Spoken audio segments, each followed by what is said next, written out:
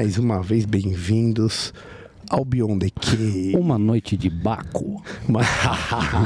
Configuraria um bacanal? Não. Interrogação. Pode ser, pode até ser. E com certeza uma noite epicurista também, eu diria, meu amigo. Mas antes de apresentar nosso querido convidado e dar boa noite, a gente tem algumas obrigações, não é verdade, meu amigo? Eu tô colocando aqui pra galera, velho. Eu tô fazendo isso exatamente agora aqui, ó.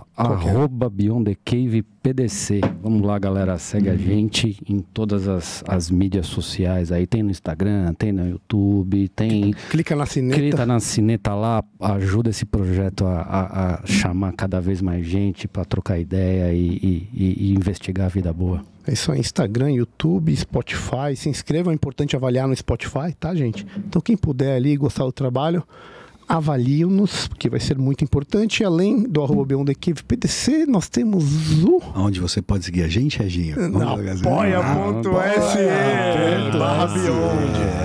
BYOND. O que ganha, camarada? Cara, você ganha muita influência positiva, muita paz na sua vida, algum conhecimento e muitas risadas. Através do quê? Através do nosso canal, onde você pode conversar com a gente, porque você fala no grupo com a gente, grupo de Zap Zap. Você ganha uma belíssima camiseta. Mostra aí então a camiseta, vai, mano. Daqui que eu vou mostrar. Bota aí, vai. Por Virgem Surdas Mostra de Kuala Lumpur. Ó a câmera aqui, camarada. Aqui, cada um inverte aí. Bota aí na camiseta pra galera. Isso aqui... Pô, coisa linda aí, que, meu... Isso daqui é Dry Age. Quantos fios tem essa porra, hein? Todos. Tem todos os fios. Tem todos os fios. R$20 por mês. Participa do grupo, faz pergunta pro convidado. Consegue assistir ao vivo. Então, muito obrigado, pessoal aí que tá acompanhando a gente. Já estão chegando perguntas aí, hein, cara? Sempre chega, meu amigo. Eu tô aqui de olho, aqui sempre chega. Muito dinâmico. Quem que temos aqui hoje? René dos Santos, empreendedor. Ele é head comercial de marketing, formação em gestão empresarial pela FGV, em administração pela Fundação Dom Cabral, graduado em projetos de mecânica pela FATEC, lá atrás no começo, e sommelier de cerveja, garotinho, pela ICB, fundador da cervejaria Everbril, que temos aqui, meu amigo. Já mostra aí também, vai, mostra Everbril pra galera aqui, ó. Dá um close. Vou te falar aqui, ó, é coisa... Isso aí. Fina, então dá uma olhadinha que vale muito a pena. Vou te falar que das... Famosaça, né? Pô, famosaça, voando. Então, muito obrigado, René. Valeu, muito obrigado por ter vindo aí bater um papo com a gente, meu amigo. Bom, boa noite a todos aí.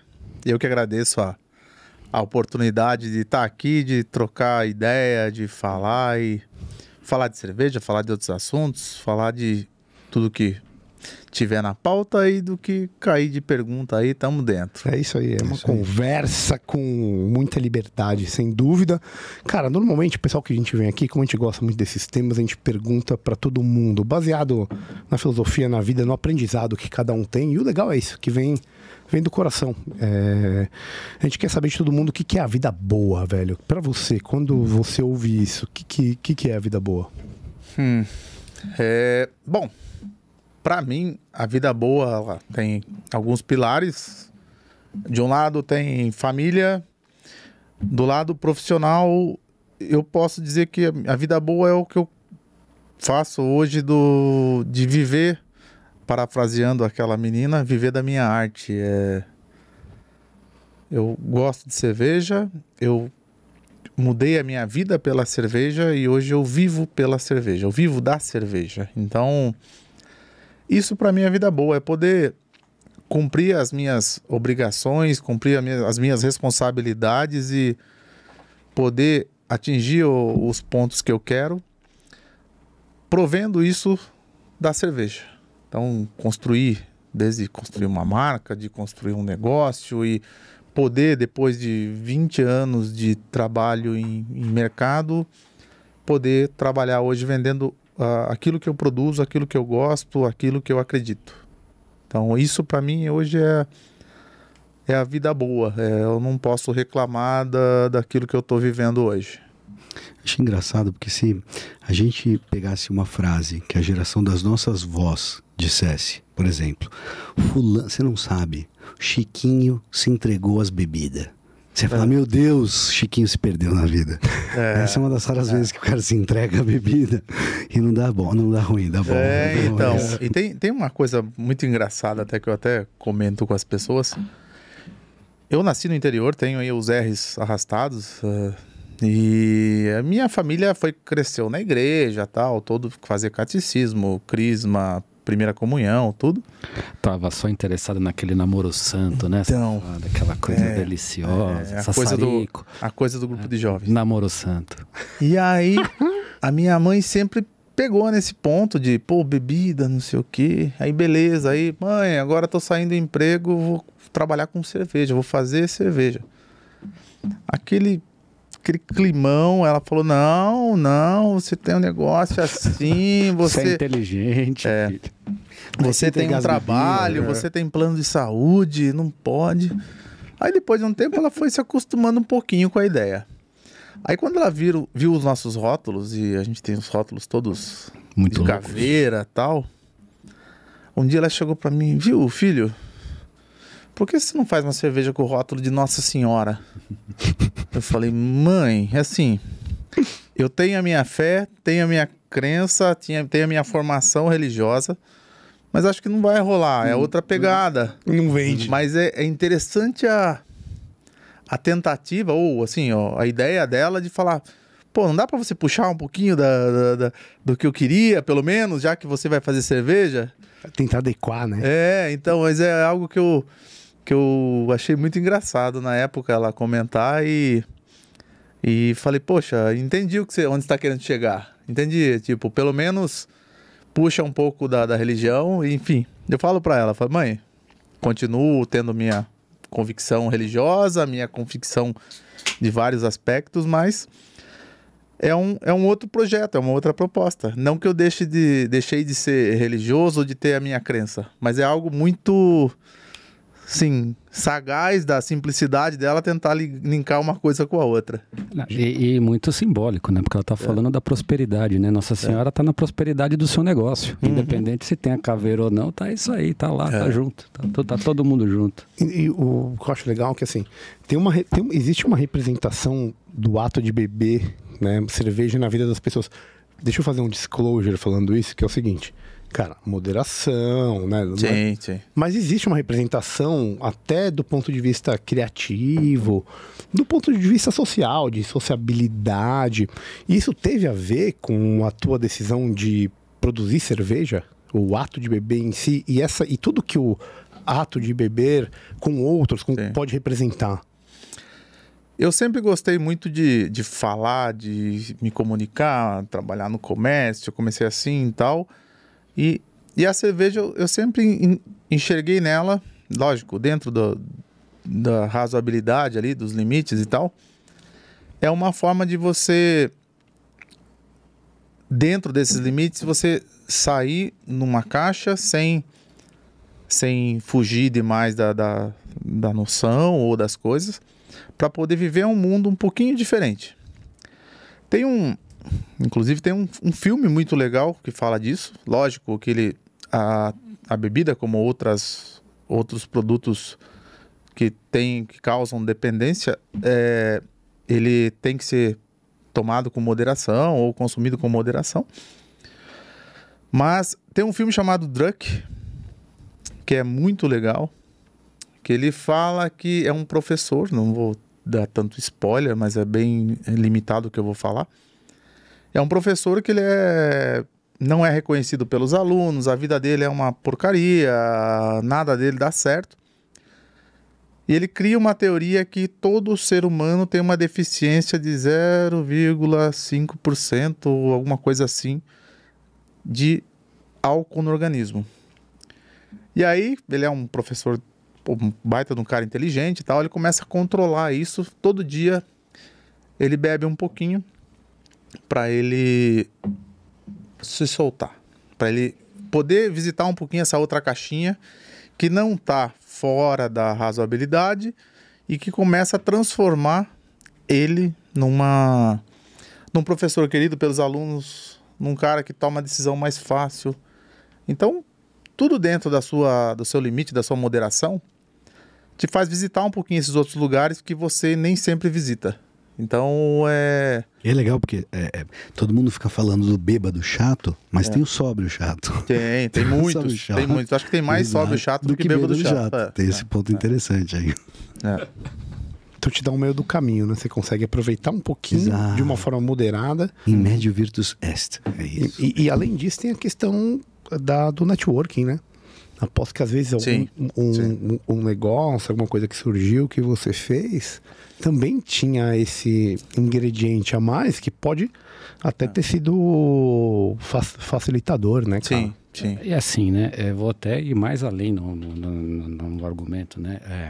A alteração do nível de consciência faz parte da comunidade humana. Isso é natural e isso andou para e passo com o desenvolvimento da atividade humana, desde rituais sagrados até com conversações de pós-guerra. Então, assim, o ser humano, essa teoria desta deficiência, eu não diria que talvez seja uma coisa natural, mas eu acho que é muito comunitário, como dentro dessa pegada que o Camarão falou, né? Então, a nossa espécie se congrega desse tipo de maneira, e o álcool é só uma dessas formas, e que a espécie consegue sem dúvida tirar proveito disso e de diversos pontos de vida, né? de aplicações práticas. O quanto isso é tolerado varia ao longo do tempo. A gente conversou isso aqui, acho que foi com o Castilho, que a ração média do soldado romano de vinho era 3 litros por dia. Né? Então, e os egípcios era 2 litros de cerveja, se não me engano, já lá atrás. E a cerveja sempre foi preponderante, né? Se a gente for ver, antigamente até os romanos, provavelmente. Quando o vinho tomou um pouco lugar e depois volta na Idade Média. Isso. Né? Com os monges, a produção dos monges. E hoje é a bebida alcoólica mais consumida no mundo é a cerveja, né? É muito louco. É muito louco. Eu fui uma única vez para Berlim, mas eu me lembro muito bem de ter visto eu vi. A água estava 2 centavos, 3 centavos mais cara que a cerveja. Você vê isso. Eu não sei se era só para fazer um political statement, deixar bem claro que aqui a água é mais cara que a cerveja, mas de fato é vendido que nem água.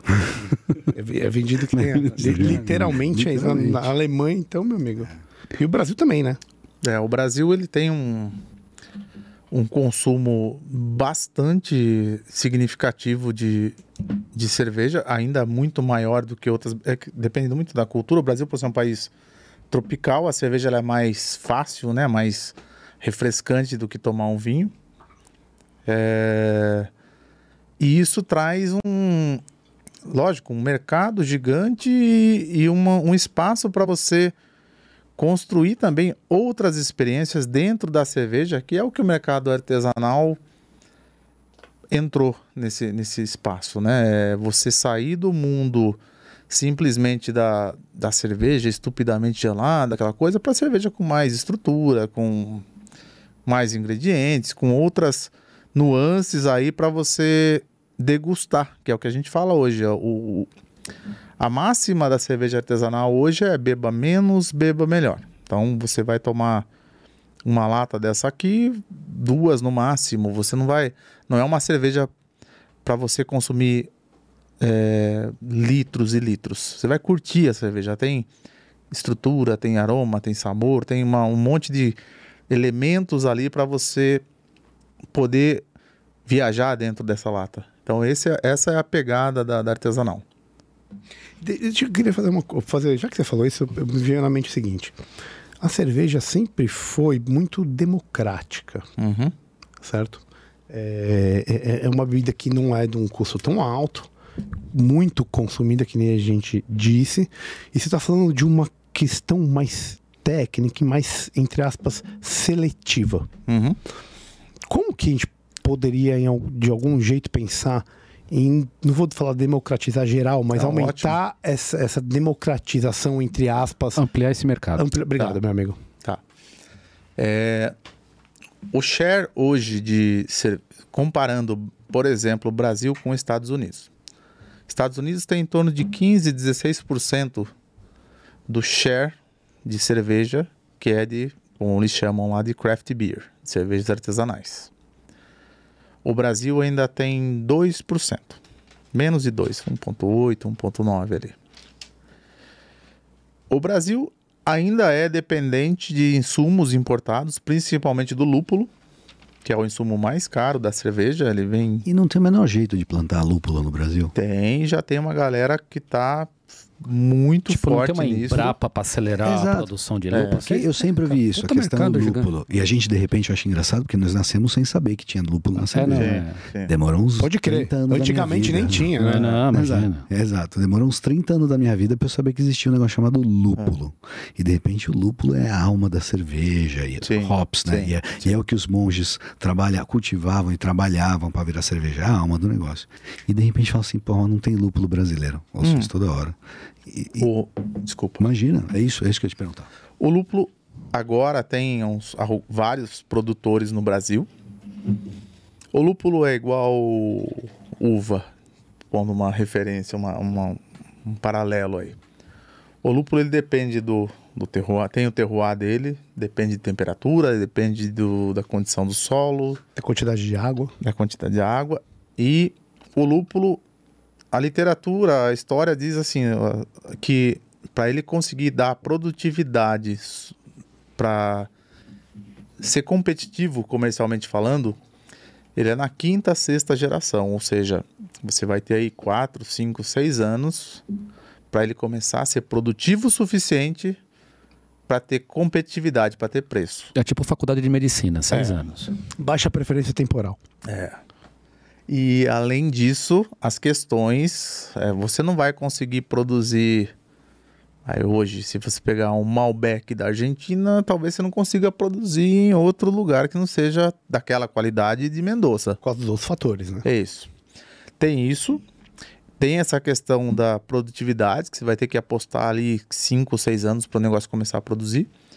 E tem algumas variantes. O lúpulo tem mais de 200, 300 variedades. E algumas ainda têm... Me esqueci a palavra. Patente. Então, alguns lúpulos têm direitos de plantio de algumas fazendas. Por exemplo, os que mais usamos aqui no Brasil. Citra, que é o lúpulo querido do mundo da cerveja artesanal. Ele não pode ser produzido aqui ainda. Ele tem patente lá dos Estados Unidos, das fazendas de lá, que tem mais alguns anos para liberar. Não sabia disso. Aí, sobre a sua pergunta de democratização. As cervejas artesanais aqui no Brasil, a gente está no mercado há quase 7 anos. Começamos lá em 2016, mais ou menos, meados de 2016.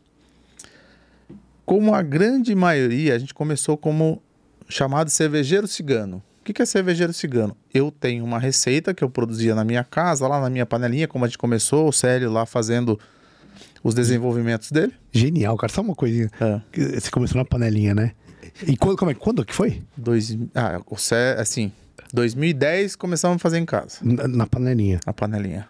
Hoje, 2023, quantos litros você produz por 50 mês? mil litros mês. 50 mil litros por mês, né? semana. Então, eu só queria trazer isso porque Não adianta ter só uma ideia. as pessoas que estão ouvindo a gente têm que ouvir que o cara começou na panelinha, Na brother. casa de quem? Na casa de quem?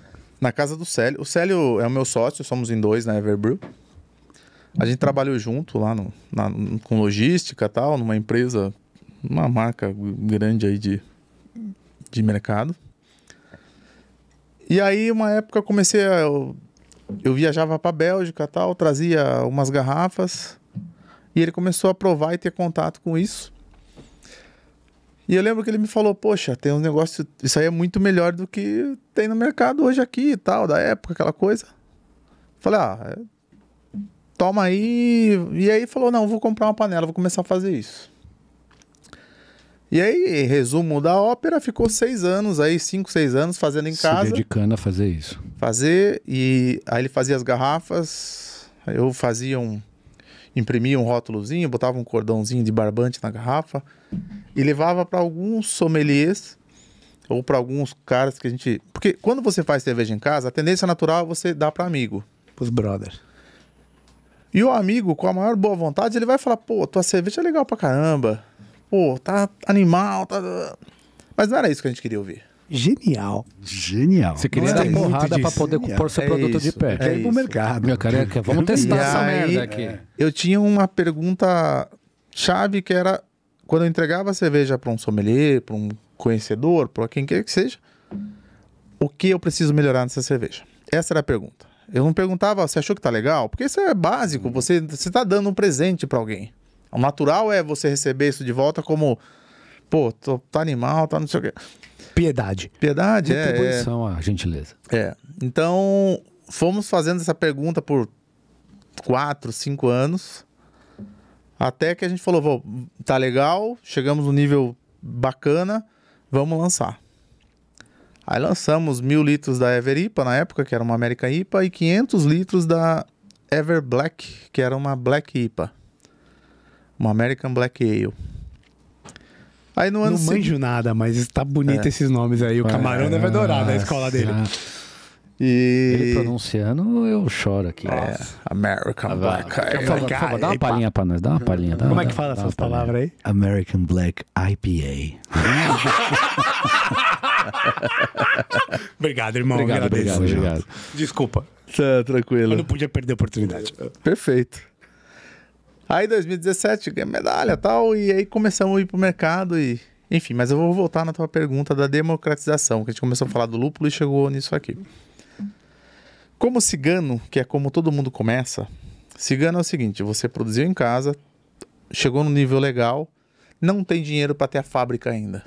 Então, cigano, eu vou alugar uma fábrica que tem disponibilidade de tanque, de processos, de equipamentos, levo a minha receita, produzo lá e depois eu recolho e vendo. Seria algo tipo análogo a uma Dark Kitchen, por exemplo, hoje, que a galera faz, assim, que você tem a tua receita, você não tem... É isso aí, não tem infraestrutura. Eu não tenho dinheiro para montar uma fábrica, mas tenho um produto legal, tenho a receita, tenho a essência da coisa e quero produzir. Quantos por cento do mercado é isso? Ai, não. Cigano, assim que não vai ter a fábrica do artesanal, eu digo. Não sei te dizer isso. Mas isso é uma solução própria brasileira? Isso é do business de cerveja? A galera é assim que se faz. Tem mesmo fábricas que são montadas para atender ciganos. É que o cigano, o ideal dele é o seguinte: você montou uma fábrica tua, com a tua marca. Na ociosidade, você encaixa o cigano, porque ele vai te ajudar a pagar custo fixo. Você não vai te dar tanta margem, mas te ajuda a pagar custo fixo, te ajuda a tirar a ociosidade. No período de sazonalidade baixa do produto dele, ele coloca o teu. E assim por diante. E como cigano, o mercado das Juice IPA, das IPAs mais estruturadas, que tem um preço maior, mesmo sendo cigano e tendo esse elo na tua cadeia, que é pagar para alguém produzir, para depois você revender, te deixa uma margem pequena, mas te deixa. Razoável. Agora, você pegar, eu como cigano, tentar produzir uma lager, uma pilsen, eu não chegaria competitivo no mercado. Então, por isso que a grande maioria que a gente vê, não vai tentar produzir uma pilsen, uma lager, sei lá, qualquer que cerveja mais leve. Produção não dá para você competir, não, é que nem você querer abrir um hospital. É assim, você tem ali a tua cadeia produtiva, a tua cadeia de custo. Você tem um cara no meio aqui que tem um peso gigante no teu negócio, que ele tem que ter a margem dele para a fábrica dele rodar. Não, e é oligopólio, porque esse cara tem incentivo, cara, do ponto de vista de federal, para poder montar a fábrica, para poder produzir. E ele produz um produto com uma qualidade um pouco inferior, que é a maioria do mercado. Não sei se é qualidade inferior. Eu acho que ele fazia o standard. Ele falou assim, esse daqui é o Gold Mill. E ele consegue produzir numa escala tão grande que o custo coisa dele é muito baixo. É a escala. É a escala. Você não consegue competir com a escala dos caras. E aí eles pegaram um setor que já está bem parametrizado. Que é isso? Tomar a Pilsen, tomar lá. É isso aí. Por isso que você vai tomar uma outra com um rótulo maravilhoso, com um nome diferente, com uma composição diferente, só craft. Então, nesse período de fazer produção cigana, a gente nunca teria, tanto que a gente nunca se aventurou nisso, de tentar fazer cervejas leves. Porque a gente chegaria numa realidade comercial inviável. Nós trabalhamos nisso, em construir brand, construir carteira de cliente, construir um produto que se tornou conhecido nacional e internacionalmente. Fomos ali trabalhando a questão de construção de caixa, para depois de 5 anos e meio, a gente falar, temos condições de montar a nossa própria cervejaria. Aí começamos em 2016, 2021, começamos a montar a fábrica, recebemos equipamentos. Ganhou uma pandemia aí no rabo de leve. Mas tem um lado bom também da pandemia, que se você conseguir explorar os caras, ainda mais cerveja, velho. A galera bebeu pra cacete na pandemia, irmão. Sempre que alguém morre, tem alguém vendendo lenço. Que cerveja? Sem colocar... 2020, até pegando um parêntese aí sobre a pandemia, 2020 foi um ano excelente para cervejaria. E imagino que também para proteína, porque eu falo muito isso com o Célio, que é meu sócio. 2020, quando bateu realmente a pandemia, vai fechar, vai parar, ninguém imaginava que ia durar 2 anos, sei lá quanto tempo durou. Todo mundo imaginou o seguinte, eu tenho 3 meses de férias em casa. Cara, pode falar que até nós, entre nós médicos, a gente não tinha uma noção clara disso, não é verdade? Não. A gente falou, pô, vai vir um negócio aí e você tem o conhecimento técnico, mas você não tem muita certeza do que vai acontecer. Sim. Quando ele vai ficar fechado. Sim. A coisa foi se prolongando, essa é a minha percepção também, cara. Imagina do cara que não sabe do que tá acontecendo. Ele falou, não, 2 semaninhas, 1 mês, vambora, pau na goiaba. E aí Vamos tocar foi aquela coisa de, se eu vou trabalhar de casa, coisa que não era comum pra gente, o home office. Vou trabalhar de casa, vou estar, sei lá, 2, 3 meses, 4 meses, churrasco e cerveja todo dia. A gente nunca vendeu tanta cerveja como em 2020. Caramba. A gente imaginou, quando deu a pandemia, fecha, a gente tem um pub também em Santos, a gente falou determinaram, né, fecha o pub, fecha os bares e tal. A gente tinha 12, 15 mil litros em estoque. A gente falou, o que a gente vai fazer com isso? E aí, bora, promoção. E falei pro Célio, vamos vender pelo menos para pagar o custo que a gente vai... A cerveja ela é um item perecível. Só que a gente começou ao longo de 1 mês a entender que não, o mercado tava consumidor pra caramba. Vamos invasar isso aí. Então, vamos produzir mais. Estouramos de vender. Porém, aí o 2021 o pessoal entendeu que não era só 3, 4 meses, que já estava estendendo. Aí 2001 retraiu.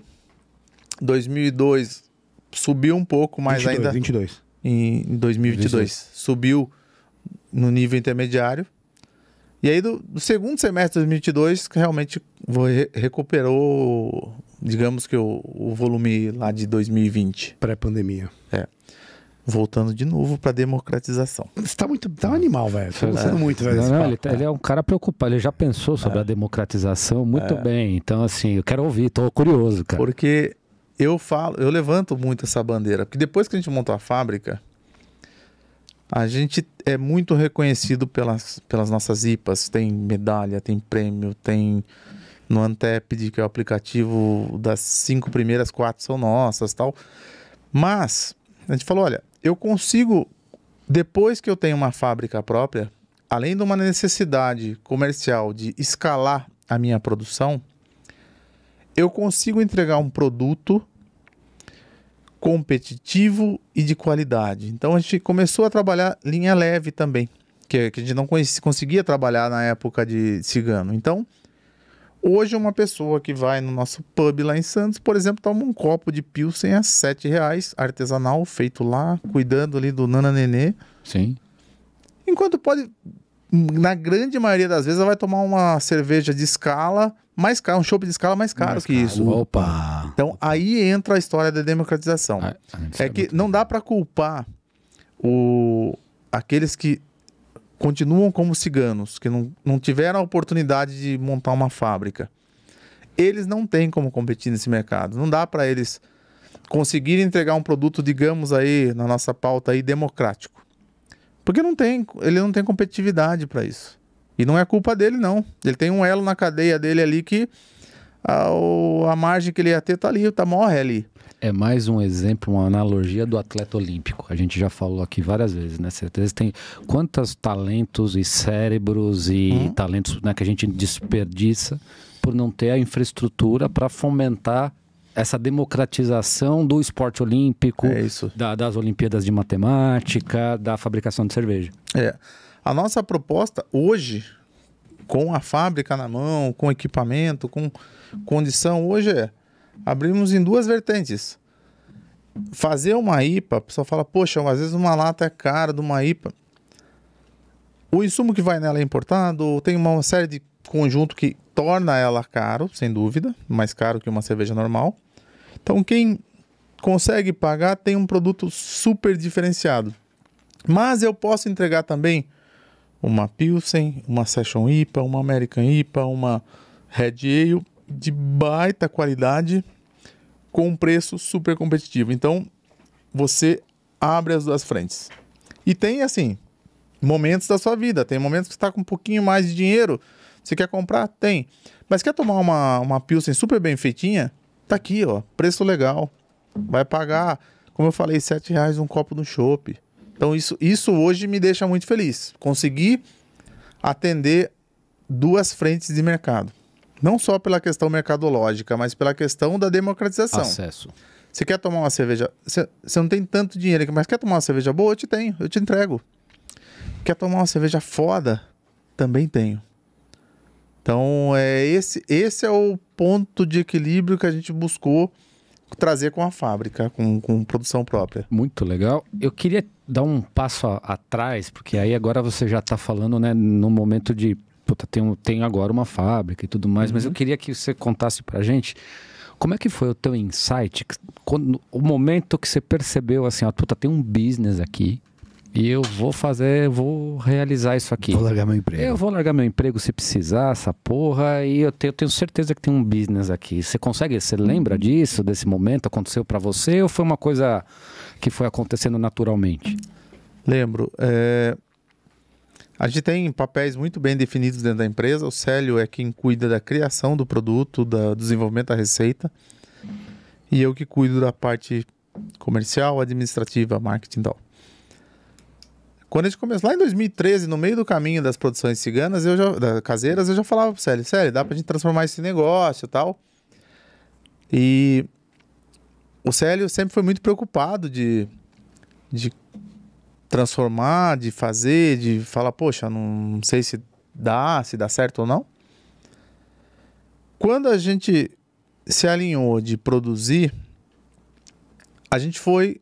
Aí o cigano, por outro lado, tem um lado negativo, digamos assim, que você não consegue entrar em todos os mercados, mas ele te dá a opção de apostar, porque o teu risco é relativamente, na época, era relativamente pequeno, porque se você investir um dinheiro para produzir um lote, não deu certo, você parou, não investiu em equipamento, não investiu em nada.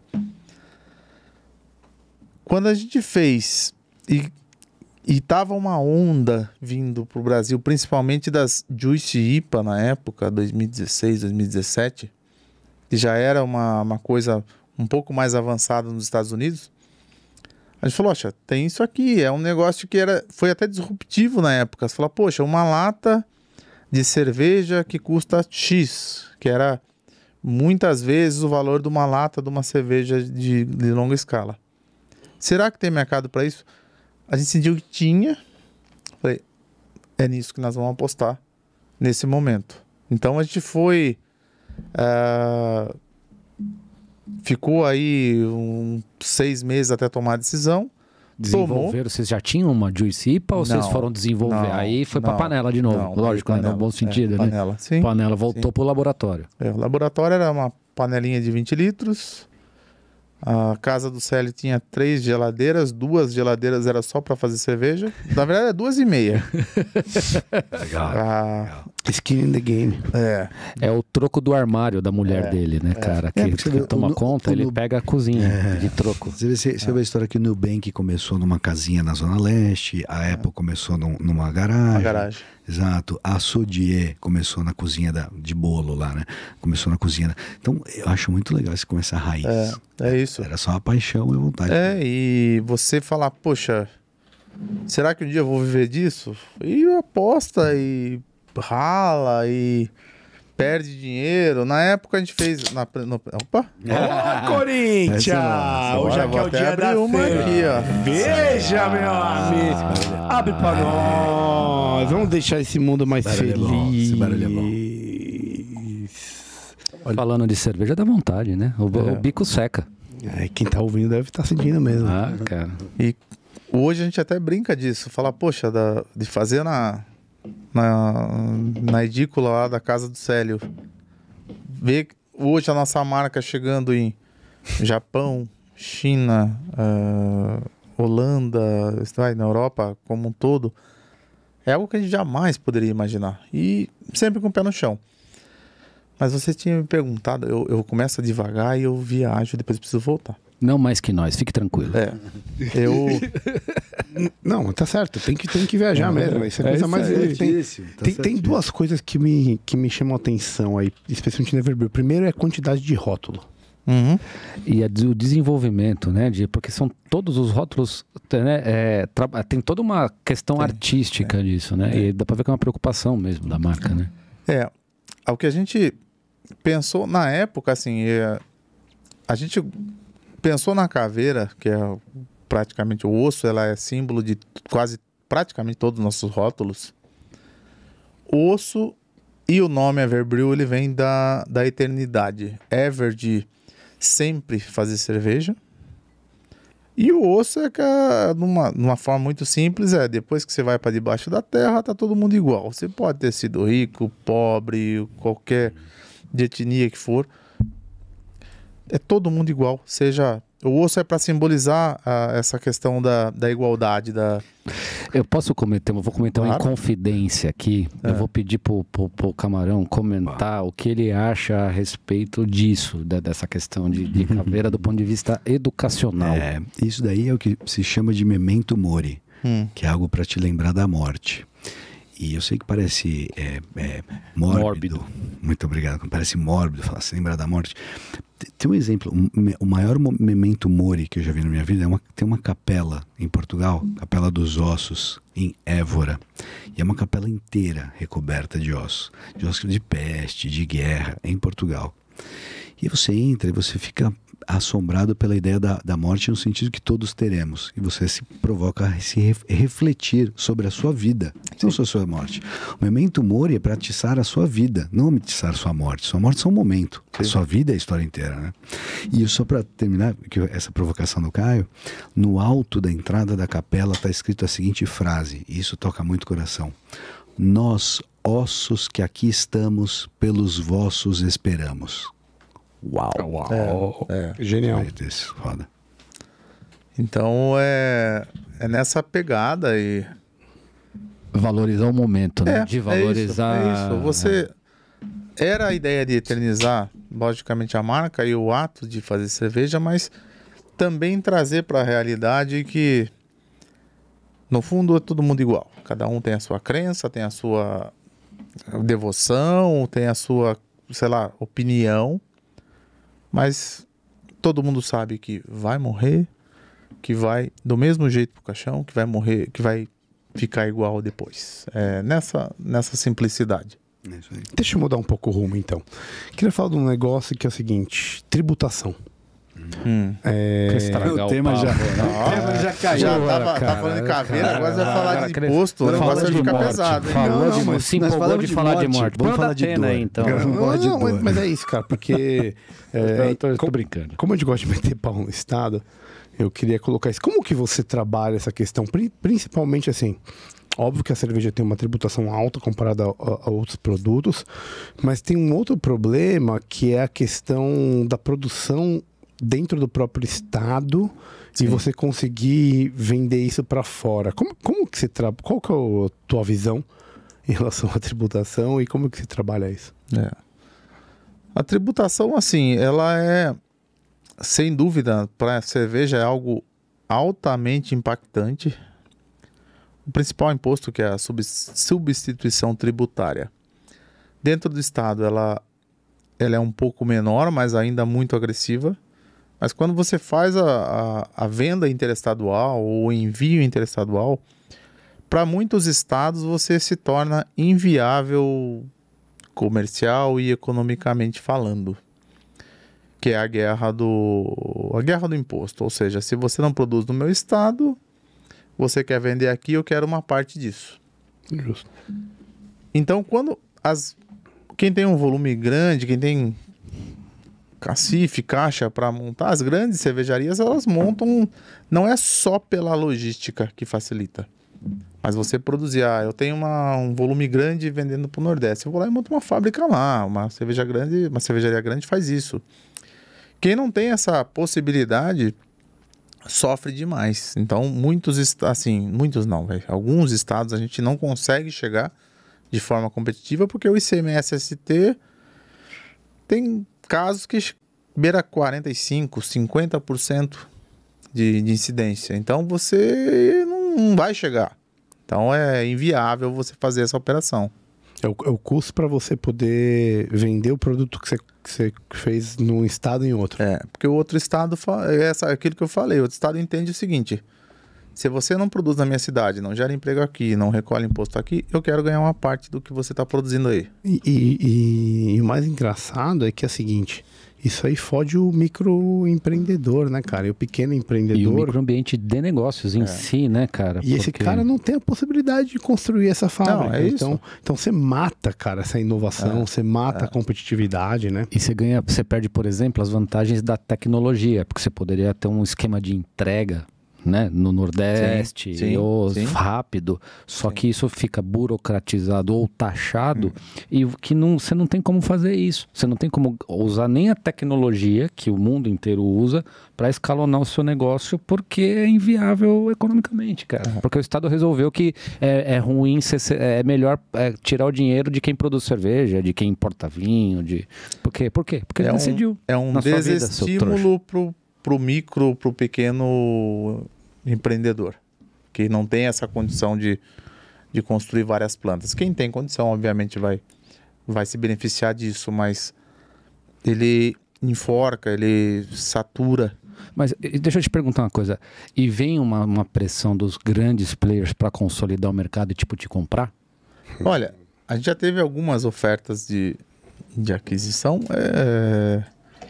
O que acontece é que o mercado craft, ele já tiveram algumas aquisições lá em 2015, 2016 que aconteceram mais fervorosamente. E hoje ele entende que alguns modelos de negócio, no caso, no meu, não vou dizer, a Everbreww a Everbreww tá à venda? Não e sim. Eu não anuncio uma placa. Tem que ser bom o preço, né? É isso. A gente tem... O que não tá... Vou te fazer uma outra pergunta. O que não tá à venda? Tudo tá à venda, né? Tudo tem seu preço. Mas a gente tem Por que você tá com essa cara, Camarão? Não é que... Tudo do ponto de vista de negócio. Exato. A honestidade não tem seu preço. Essa é uma. Sim, boa. Não, o tá amor, a certo, amizade. Né? Porque o Camarão aqui, você falou, tudo tem seu preço, o Camarão já fez assim... Eu entendi o que ele tá falando. Não, tudo no mundo dos business. Negócios, eles são precificados e eles atendem quanto você está faturando, tudo. É um jogo. Mas eu entendo, você fala, não tenho vontade nenhuma de vender. Mas a gente tem uma crença e a gente, como eu falei, eu trabalhei 20 anos na iniciativa privada, trabalhei com logística em várias empresas multinacionais e tal. Isso aqui é algo que eu e o Célio criamos, então tem logicamente um amor envolvido nisso aqui. É algo que tá sempre brigando ali com o racional, com o emocional ali, tá no fight. Mas hoje eu percebo que as grandes, elas buscam principalmente quem tem carteira bem formada, um modelo de negócio bem construído e uma coisa que a gente precisa evoluir bastante ainda no mercado das artesanais, que é desde construir preço, desde construir gestão. Acho que principalmente gestão a gente tem muito a evoluir ainda, porque são pessoas assim, são como a gente iniciou numa garagem, para começar a produzir. Então alguns tiveram vivência em outros negócios, puderam trazer isso para o seu próprio, outros nem tanto. Então, por isso que a gente vê, abriu uma cervejaria, fechou uma cervejaria. Abriu, fechou. Então, o que a gente procura passar, inclusive, Lá em Santos a gente tem vários amigos com outras cervejarias, o pessoal fala, pô, como que é, como que não é? Ah, vai por aqui, vai por ali.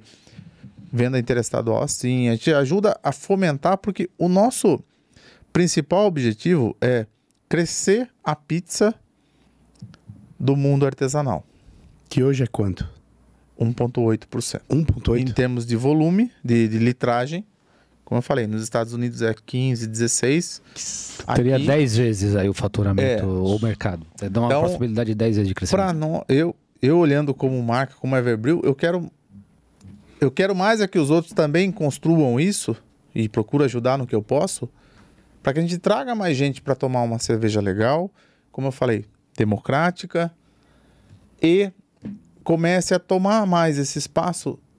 Lógico, não que a gente é contra as grandes, não, as grandes têm seu mérito, têm a sua cadeia logística fantástica, mas trazer para uma experiência diferente. Então, quanto mais gente puxar essa corda para esse lado do craft, é o que a gente quer que aconteça, que as pessoas, que essa pizza aumente e não o contrário. Então a gente tem como, comparando, lógico, não sei se chegaríamos no nível dos Estados Unidos, mas a gente tem, como você falou, quase 10 vezes para crescer. É aí que está o X da questão, é puxar mais gente para esse lado aqui. E tem um lado que você também pode ver o mercado internacional, que você mesmo disse já é um mercado mais habituado. Por exemplo, os Estados Unidos tem 15% de cerveja artesanal, deve ter outros países na Europa que também devem estar nessa faixa, e você pode também exportar o teu produto. Você também... Desculpa a ignorância, tem mercado craft na América Latina? É só uma ignorância minha, ou seja, ou suficientemente desenvolvido ou não? Poxa, é um mercado que poderia ser explorado desses países, porque o Brasil é um dos mercados, por ser, pelo volume até econômico e tudo mais, é um dos mercados onde isso mais avançou e seria uma potencialidade de expandir localmente, né, no Cone Sul, vamos chamar assim. Eu diria que da América Latina, sem dúvida, o Brasil é quem mais evoluiu no mundo craft. Eu estive na Argentina recentemente e fui para o Chile há um tempo atrás. Eu vi que eles ainda trabalham artesanal, mas os estilos mais clássicos, na própria Pilsen, Lager, Red Ale e tal. As juices estão chegando agora lá, que é o que foi o boom aqui, imagino que é o que vai transformar, mas tem um delayzinho acontecendo. E o Brasil, na América do Sul, é sem dúvida nenhuma a grande locomotiva desse negócio. Esse é o público.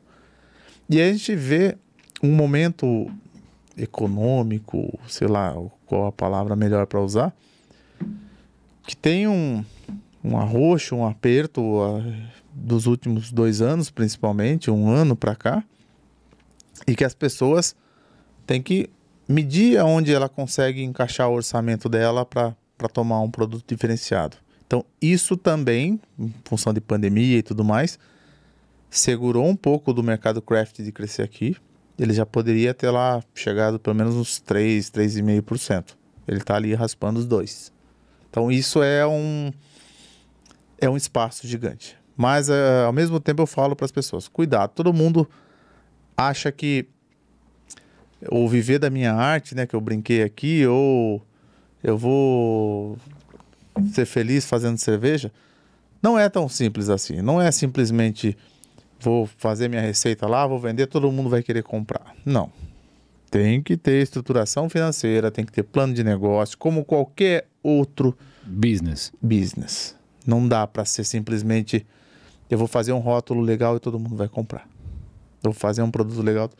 Não, poxa, a gente ficou, como eu falei, a gente conseguiu construir uma fábrica depois de 6 anos e assim, trabalhando diuturnamente sobre isso. E eu fiquei, enquanto a Everbrew era cigana, eu e o Célio continuamos trabalhando por um bom tempo na iniciativa privada. Acho que foi isso que eu estava tentando voltar da pergunta lá de trás. Sim. Lembrei. O Célio deixou de trabalhar, como se fala na indústria, em 2018, quando a gente foi montar o pub lá em Santos. Eu saí da empresa que eu trabalhava em 2021. Ou seja, a Everbrew já tinha 5 anos e meio. Foi quando a gente foi montar a fábrica que eu falei, realmente, agora não dá mais. Agora já era um projeto, tal, já estava decidido dessa forma.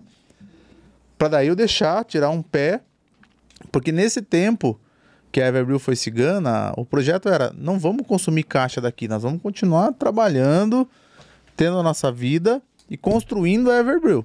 Para lá na frente a gente poder tirar o pezinho e Tocar só isso. Foi o que aconteceu. O Célio em 2018, eu em 2021, e hoje a gente vive disso. Uhum. Mas e da parte que eu te falei tentar aproveitar o mercado externo? Tá. Porque, assim, uma questão que foi clara é que, assim, o mercado aqui é menor, mas tem um produto de qualidade. Você pode pegar isso e jogar para um mercado que é maior em relação a isso. Sim, Então, você poder sim. Como que vocês trabalham isso? Internacionalização. Porque eu sei que é uma cervejaria que tem uma qualidade muito, muito boa e tá indo para esse lado. Porque eu quero saber qual que é o negócio. Vale a pena, não vale? Como que funciona essa questão da exportação? Tá. Às vezes, cara, fica mais barato pro cara Foi por isso a minha pergunta. exportar Vende do que pro vender aqui em Santa Catarina, caralho. Esse é o Brasil, irmãozinho. Pega a porra do estado no Brasil. Por isso que eu quero saber do brother. Sim. A gente faz exportação há uns 2 anos e meio, mais ou menos. A gente envia para China, para Japão e para Europa. O que a gente percebe é que, primeiro assim, foi um grande orgulho quando a gente enviou a primeira vez para Genial. Muita coisa linda. Europa. Aí a gente Irmãozinho, começa gênio demais, velho. nos momentos três latinhas assim, eu e o Célio falar, poxa, aquela panelinha lá tá chegando lá na Europa, tá chegando na Holanda. Só uma pergunta, você estourou champanhe ou você tomou uma breja? Breja. Não mente pra nós. Porra! Total. E aí, o que a gente viu foi, poxa, tem um mercado, e a gente... Existe um aplicativo lá que se avalia, que é o Untappd, que é igual o Vivino do vinho, tem o Untappd para cerveja. E a gente ganhou muito nesse ranking, sempre foi muito bem avaliado, e isso nos abriu algumas portas para o exterior. Por incrível que pareça, as primeiras vendas para o exterior foram o cara que viu no Untappd, entrou no Instagram, mandou um DM ali. Quero essa porra aí. Mandou um DM. Manda pra mim aqui. Falou, como que é, tal, que preço? Aí vai. Vai lá, bate bola, bate daqui, bate dali. A gente fez... Aí eu trabalhei bastante tempo no Porto, eu sou da logística de Porto, o Célio é formado em comércio exterior. Aí tem minha esposa também que é formada em comércio exterior. Do goleiro ao ponto esquerdo, né, isso, cara? Você faz tudo, né, cara? A personalidade para empreender. O cara acha que vai fazer o telecurso pequenas empresas, grandes negócios, mas você tem que ter uma quantidade, uma diversidade de habilidades para tomar essa quantidade de pernada de anão e continuar de querer de aprender pé. coisa que você não sabe. Exatamente. Vai doer, né? É isso.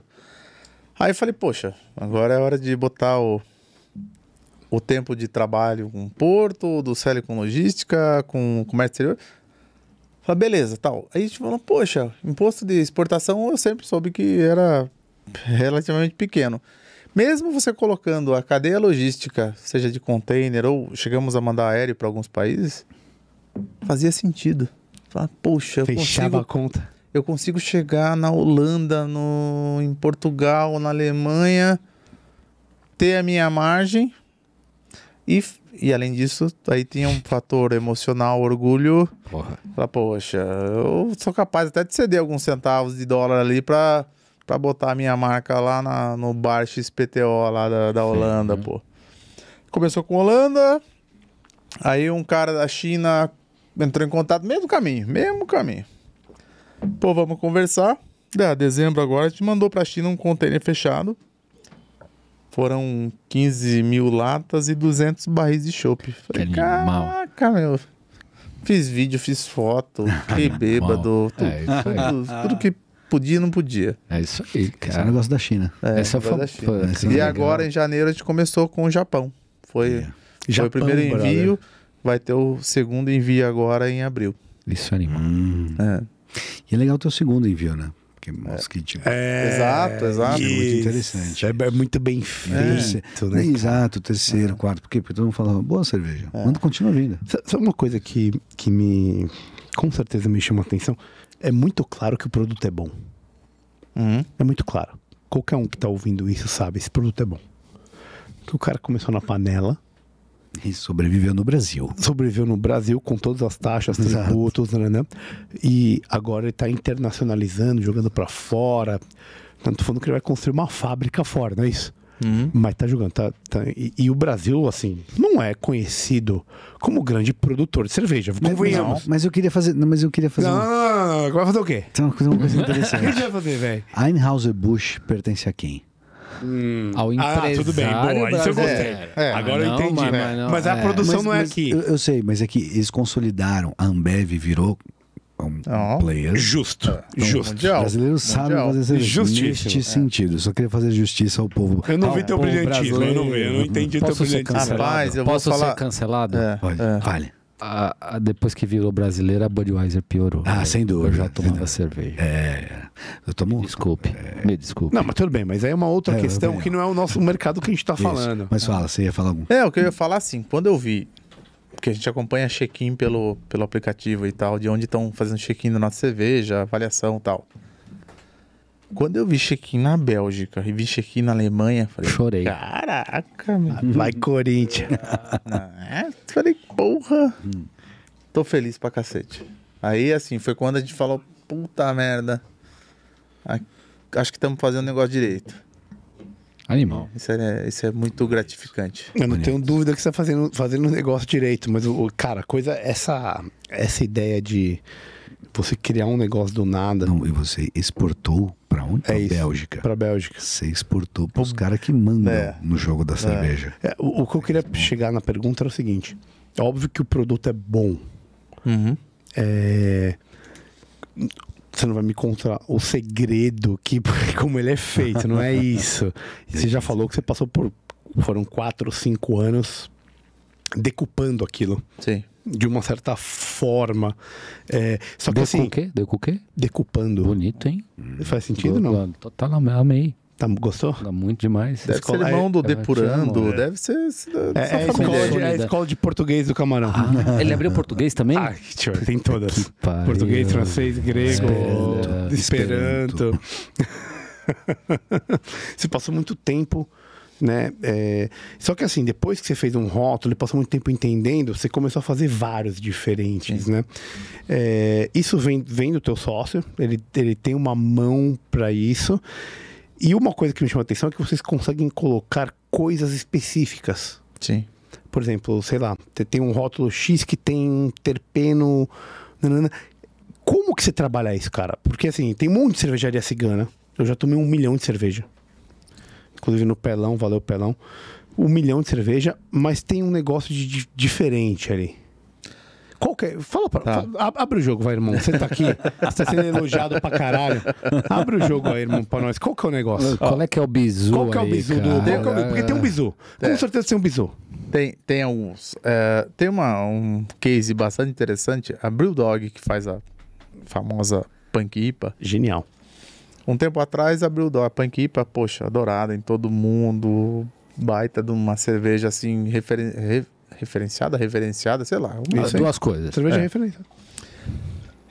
A Brewdog, há um tempo atrás, há uns 3 anos, falou: estou divulgando a receita da Punk IPA, que era a cerveja icônica deles, até hoje. Tá aqui a receita. Gostei do silêncio. Gostei do silêncio. Exato. Gostei desse silêncio. Pausa dramática, né? Pausa Silêncio. dramática. É mais Várias pessoas na época, a gente fazia, brincava com as coisas, mesmo com a produção, a gente, olha, chegou mais lá. Olha lá. O que é essa azul aqui? É diferente? Azul é outro terpeno, é outra strain da negócio lá. É a Blue Dream.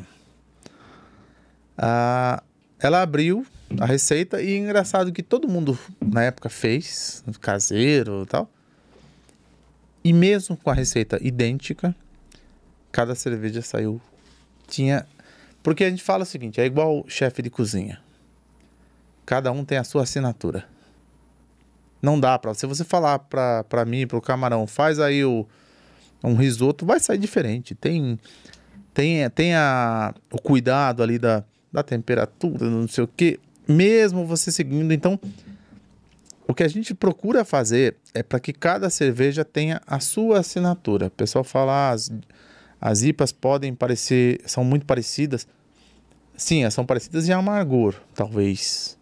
Mas em estrutura, em maciez de boca, em aroma, aí entra o toque do mestre cervejeiro, do cooker ali. Esse é o detalhe. Poxa, durante o processo de fermentação, estou percebendo alguma coisa, vou fazer um ajuste de temperatura. Esse cuidado, e a gente brinca que o artesanal tem essa, talvez uma das diferenças do artesanal, é que você tá ali no nananenê do tanque ali todo dia, prova um pouquinho, pô, tem uma correçãozinha para fazer, tem um negócio para deixar o negócio diferenciado. Esse é talvez o detalhe, porque lúpulo todo mundo tem as mesmas fontes, teoricamente. Malte, todo mundo pode comprar dos mesmos fornecedores, levedura e tudo mais.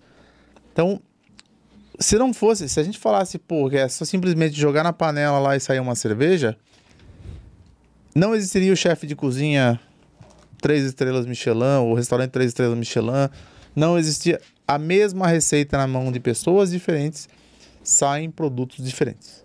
E tem mercado para todo mundo, Tem mercado pra todo mundo. Ainda que seja um framework de cerveja, né? Sim. E tem uma ousadia, né, cara? Existe uma ousadia nessa produção artesanal, né? Mais que ousadia, eu diria autoria. Porque é isso que, o cara que se embrenha nisso, né? Então, que nem os caras, eles têm uma pegada de autoria. Então, um mercado mais refinado, né? É uma coisa mais...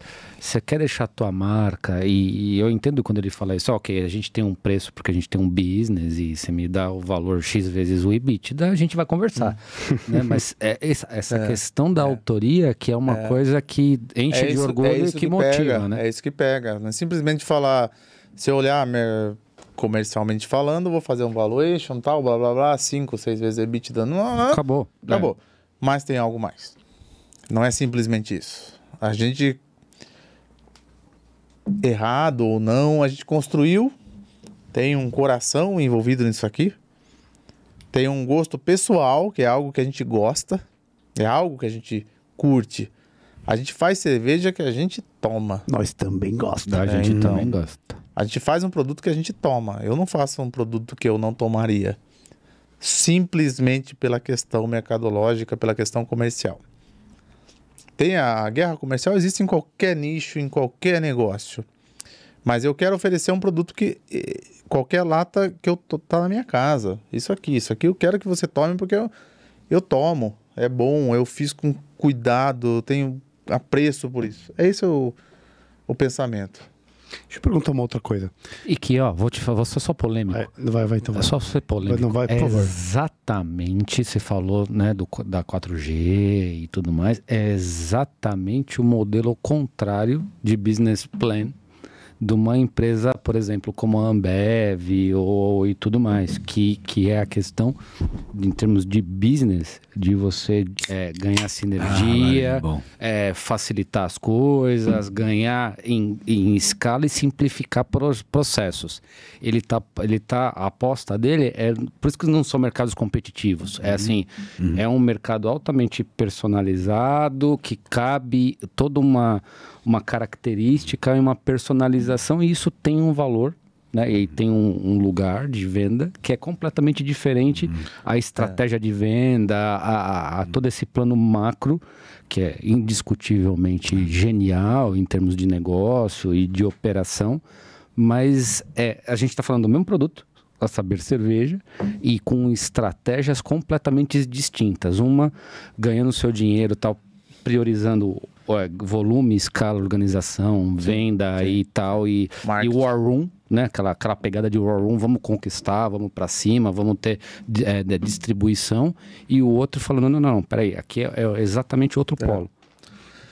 Tem um ponto interessante, eu vou falar uma marca como referência e que faz talvez algumas junções desses dois mundos.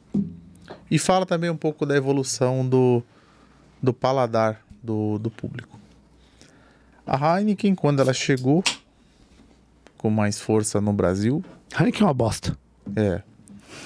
Não. Não. Olha o que o PV tá tomando lá, velho. Ele falou só pra cutucar. PV, você tá louco, irmão? PV Tem tá cerveja boa pra você tomar lá, irmão. Faz isso com você, não. A Heineken, quando ela chegou, sei lá, não sei exatamente os anos que ela chegou aqui, mas era uma cerveja que todo mundo entendia como uma cerveja muito amarga, uma cerveja difícil de tomar. Indiscutivelmente. E a Heineken, ela não mudou.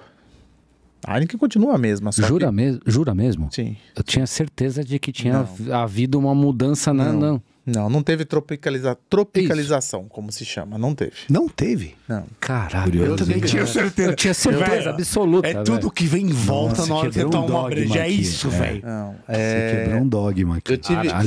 Eu tive na fábrica em Amsterdã em 2019. Mesma coisa. Mesma cerveja. Quando você começou a tomar a Heineken, você teve contato? Falando de nomes aqui. Eu cresci tomando Skol, Brahma... Skin.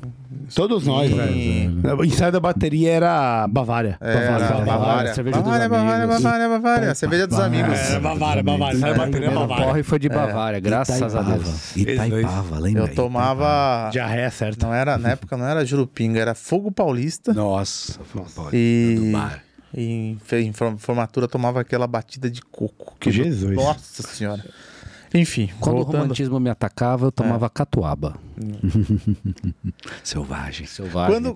Quando a Heineken chegou e teve esse choque inicial de, pô, é muito amarga, ela não mudou. Ela continua lá, só que seu paladar foi evoluindo, blá, blá, blá, blá, blá. Hoje a Heineken, ela tem um papel importante para artesanal, que ela faz uma ponte entre o tomador da cerveja menos amarga e o cara que está entrando numa Session IPA, numa IPA. E o cara que toma uma Heineken hoje e já entende que é legal, é a cerveja que... Benchmark. É o dólar. É isso. Justo. O cara que toma uma Melhor Heineken... que o real. E entendeu que aquilo desce bem para ele dar um próximo passo para uma Session IPA, para uma American IPA, é menor o degrau. Então ele... Você não vai mandar uma Juicy IPA pra ele de cara. Não. Vai odiar. Até o pessoal o tempo todo vai na fábrica. Pô, eu queria pegar um barril de Juicy IPA pra um churrasco. Não Falo, faz não isso, pegue. vai estragar Mas o seu não churrasco. fode o Corinthians. pede. Ou os caras tomam Juicy IPA e isso. comem a carne. É isso. Barril de Então, Guinness. assim, pô, pega uma Session IPA, pega uma American, pega um Pils. Mas a Heineken, usando ela como um exemplo tal, claro. Pô, não tenho nada, absolutamente nada contra. Nada contra. Se quiser patrocinar nós, tamo aí, né? Tamo aí, cara. Mas ela tem um papel importante hoje no mundo das artesanais, que é fazer esse degrau. Que é diminuir o espaço de amargor, que ela não mudou, mas todo mundo, nós nos acostumamos com esse amargor. IBU. Com o IBU. O IBU tem um ditado, como eu posso dizer, grosseiro que... Não é grosseiro. O IBU... Manda. Não, o IBU é uma mentira. Oi? O IBU é O assim. IBU é uma mentira, nós vamos ficar... Calma aí. Vocês podem só conceitualizar o IBU para quem tá ouvindo a gente. Vamos lá. O IBU é o índice de amargor da cerveja. Eu acho que é isso, tá? Célio vai me corrigir se eu falar errado. Celião, tá de olho aí, meu amigo. Acho que se eu não tô errado, é International Bitterness Unit. Olha. Fala aí, Tá na camarão. escola de inglês do camarão, Fala aí, irmão. camarão. Fala aí, camarão, como que é? International Bitterness Unit. Tá aí, ó. Aí acabou comigo. Bitterness é o caralho. Genial. E existe uma brincadeira no mundo da cerveja que isso é uma mentira, entre aspas, porque quando você declara, você calcula o IBU pela quantidade de lúpulo, pelo momento da adição que você extrai mais amargor dele na fervura, tal. Porém, você consegue, digamos, esconder ele quando você deixa um corpo maior na cerveja, quando você tem alguns outros adjuntos na cerveja, como talvez aveia, outros itens. Então você fala, a cerveja tem 50 IBU, você acha amarga pra caramba. Aí você pega uma Juicy IPA com 70 IBU, você fala, poxa, fácil de beber. Então, usando aí uma referência rápida, uma American IPA, uma IPA clássica, digamos assim, uma American IPA, a curva de amargor dela, ela faz a ponta lá em cima, alto, ela demora um tempo para depois ela descer. Enquanto uma Juice IPA, que tem aveia, que tem outros itens na composição, a curva o pico dela é um pouco mais baixo e ela sai rápido. Então ela bate e sai. Enquanto uma American IPA pode ter menos amargor, ela vai, fica um tempo para ela sair, dá aquele amarradinho na... Retrogosto. É isso aí, ou amarrado na língua, ou sabe, uma coisa... Então, IBU no mundo da cerveja, muitos entendem, e eu em parte acredito nisso, que pode ser tratado como uma mentira. Você pode... O cálculo é matemático. Quanto de lúpulo você usou, quanto de amargor você tem. Mas você consegue, digamos, esconder parte disso com outras formas de processo.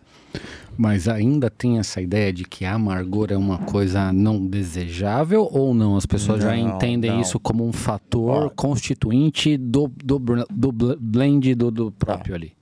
Ó, o amargor, quando se fala da IPA, que é o estilo mais consumido no mundo craft,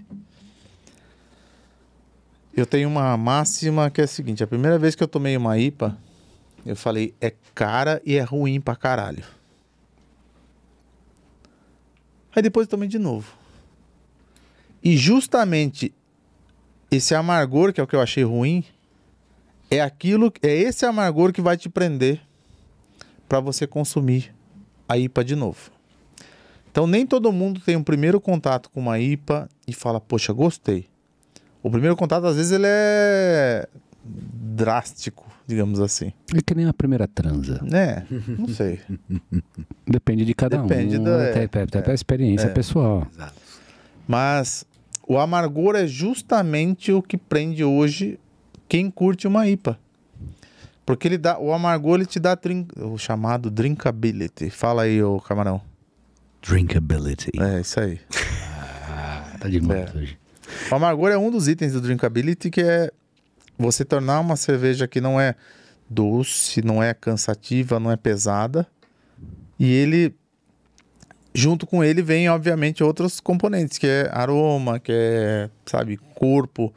Então, eu vejo que o amargor não é um sinônimo de cerveja ruim, pelo contrário. Ele é, pro mundo craft, ele é um bem inserido, sem ser o pessoal chama de harsh, né? Que é quando gruda aqui no final da garganta ou na lateral da língua. Não estando mal inserido, vai super bem. Cara, uma coisa que eu gosto que eu gostaria que você falasse, se é que é possível, é questão... Não. Não, jamais, nada de medo. Tô pensando no lado empreendedor, que é... As pessoas que estão ouvindo a gente, com certeza, tem muita gente que gosta muito de cerveja. E eu tenho, por exemplo, 3 amigos que fazem cerveja em casa. E que são médicos e que gostam de fazer cerveja em casa, entendeu? Não tô falando que nenhum deles vai deixar de ser médico para fazer cerveja em casa, não é isso? Isso foi muito claro que foi um processo que demorou um tempão, entendeu? E a minha pergunta é bem empreendedora, assim, cara. Essa galera que eu saí da parte da cerveja em si, né? Mudamos do amargor para o outro amargor, para o amargor de empreender, entendeu? Então, essas pessoas, cara, que tem uma ideia e tem às vezes uma cervejaria. Tem um amigo meu que é de Ribeirão Preto e que ele começou nessa ideia, assim. Se você fosse escolher 2 coisas para falar para ele assim, ó, vai atrás disso, busque isso, aqui talvez você tenha mais sucesso, o que você falaria para esse cara? Posso complementar? Lógico. Qual o ingrediente que também depois disso você falaria assim, não coloca na sua cerveja? Nossa, boa. Tá, respondendo a primeira parte. O que fazer? Hoje, quem vai para o mundo artesanal tá sempre pensando em fazer uma Juice IPA. Que é o que te levantou. Sim, mas eu falo, quando as pessoas vêm falar que estilo eu produzo, quem está começando hoje, eu falo, começa a produzir cervejas leves. Por quê? Não é o mercado ele tem inúmeros que se lançam com o mundo da Juice. Só que a Juice ela veio de... Hoje eu enxergo dessa maneira, pode ser que eu mude daqui a um tempo. Mas a Juice, quem construiu essa história lá atrás, consegue emplacar ela hoje em dia. Mas simplesmente você nascer como um cigano para fazer uma Juice seria simplesmente só mais uma cervejaria. Todo mundo faz uma Juice. Mas você tem que ter uma bagagem, um produto legal, um brand legal.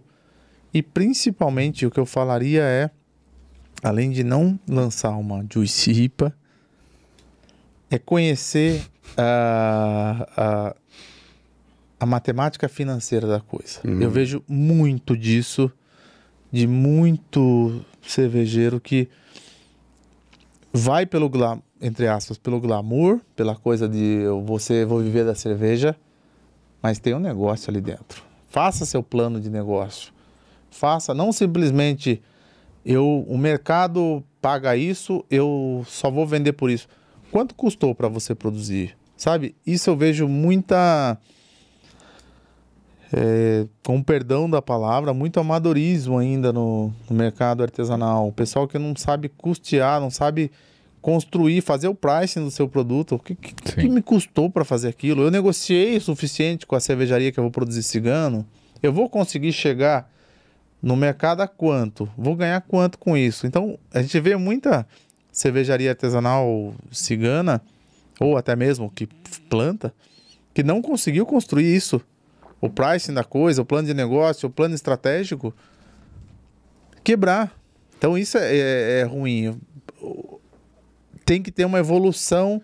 Aos moldes de uma startup no mercado, pergunta agora sim, né? Só pensando aqui, né? Aos moldes de uma startup, existe, por exemplo, meios, agências, private equity, alguma coisa que está tomando risco, alguém que está monitorando este mercado e falando assim, porra, por critério WYZ, você foi selecionado como não sei o quê, tipo um mercado de atum, onde essas empresas, elas são, de alguma maneira, podem selecionadas para ser aceleradas. Nós estamos nesse nível de maturidade, de business, ou não, ainda é meio que vamos que é sobrevivente e vamos ver qual é que é. Tá. Em termos de aceleração, o que existe hoje é a ZX Venturi, que é um braço da Ambev, que ela está começando a fazer essa aceleração. Então, posso estar falando errado, peço até desculpas Mas a gente aqui não tem compromisso com precisão. Exato. Exatamente. A gente não tem compromisso com a verdade, só com a notícia. Com a verdade nós temos... Não, mas Vou deixar claro. A verdade é a sinceridade. A precisão a gente pode cometer esse lado. Mas precisão tá tudo bem, mas a verdade ela é fundamental. Não, brincadeiras à parte, a ZX Venturi ela tá começando esse projeto de aceleração, que é selecionar algumas cervejarias para construir um plano de negócio mais robusto, colocar alguns targets de médio prazo, e se essas cervejarias conseguirem atingir esse plano de negócio de médio prazo, de crescimento, de carteira de cliente, é um dos grandes índices deles de comparação, de avaliação, eles passam a adquirir parte daquele negócio. Então eles fazem um projeto. Eles fazem um projeto de vou ajudar vocês com marketing, vou ajudar vocês com talvez distribuição, talvez não, com distribuição, porque eles têm uma cadeia gigante de logística. Faz o plano um plano estratégico de 4, 5 anos. E se essa cervejaria atingir, ela passa a ser comprada uma parte ou totalidade pela Ambev. Mas a ZX Venturi, ela é uma aceleradora. Ela vai, na verdade, na minha leitura, fazer a avaliação do potencial daquele negócio. Tá aqui, tô apostando em você. Vê se você consegue me entregar. Eu te ajudo, mas você que vai me entregar. Você polêmico, você vê isso com bons olhos ou você acha que isso atrapalha o mercado de produção craft, assim? Você, né? Você acha isso? Você acha que isso é um incentivo para aquele cara que não teria escalabilidade, que está disposto a dividir a autoria daquele negócio, ou você acha que, puta cara, não, isso aqui precisa ter uma resistência suficiente para ter um produto estruturado, sobreviver a essa primeira arrebentação e a partir daí nós vamos construir outra coisa? Como é que você vê isso? É um pouco das duas coisas.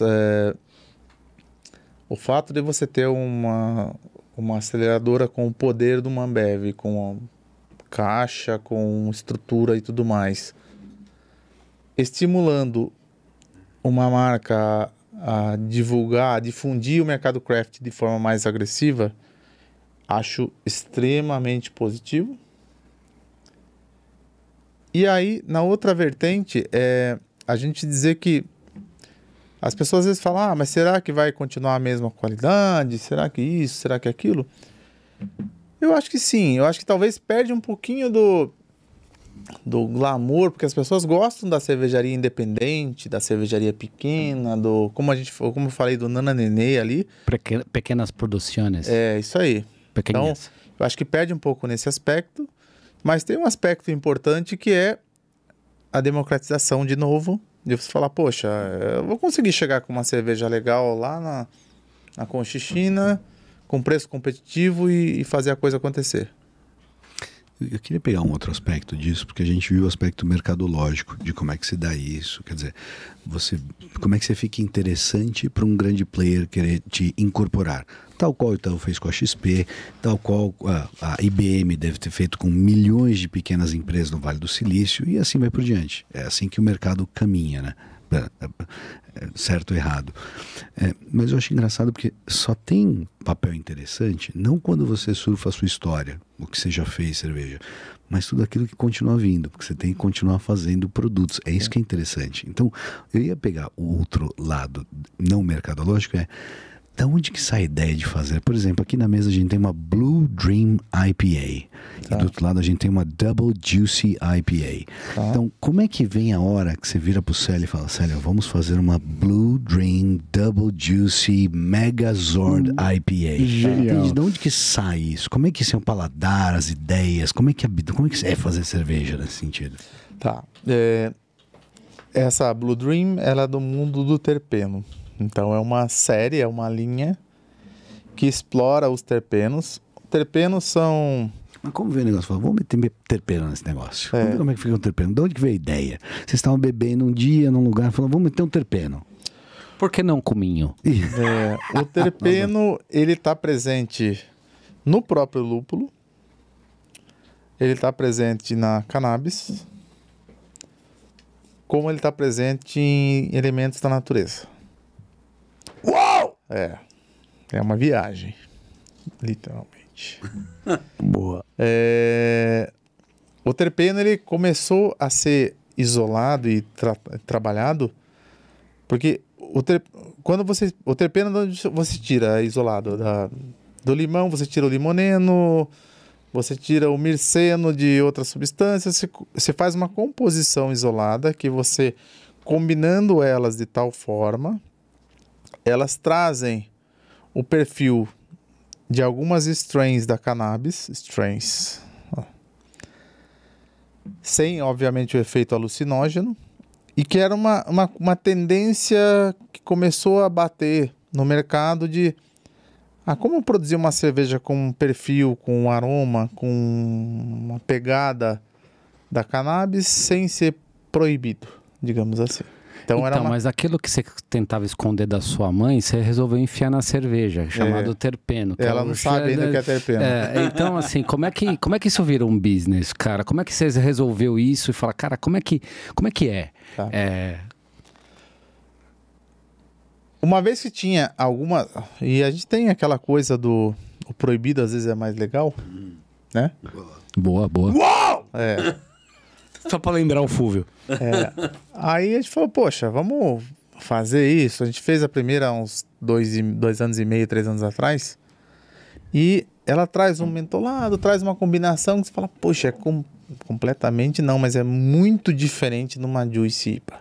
Sim. Tem um mentoladinho, tem um negócio ali, tem... E a galera toma e viaja nisso no sentido de, poxa, tô tomando uma cerveja que lembra cannabis, que tem não dá o barato, mas...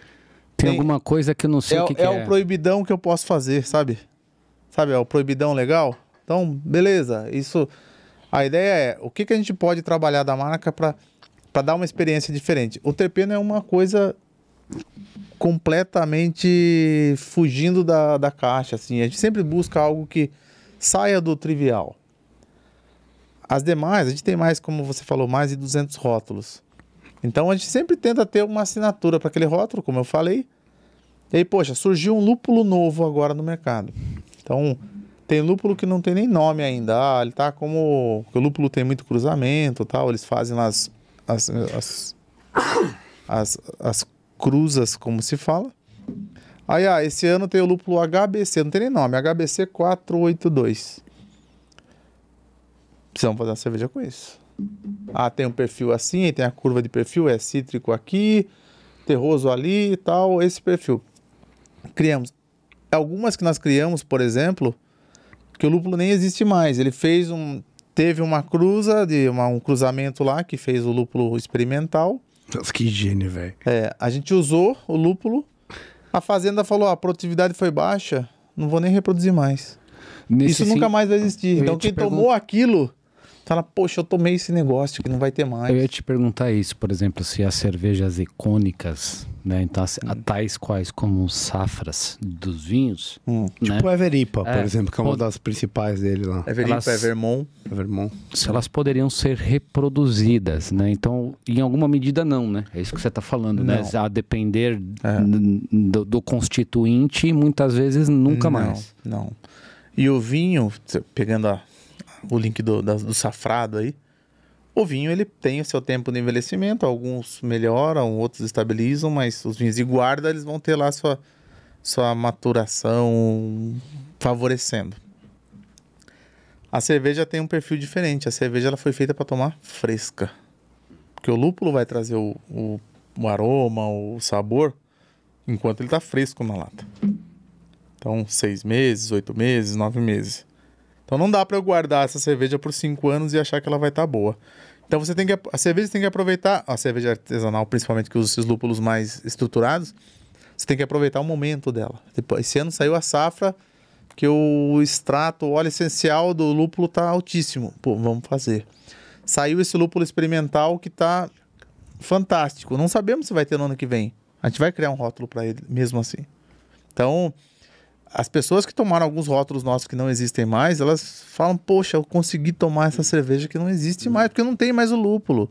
A fazenda decidiu o seguinte, eu não vou mais produzir, isso aqui não tem produtividade, não tem rendimento e tal. Cara, excelente, muito bom.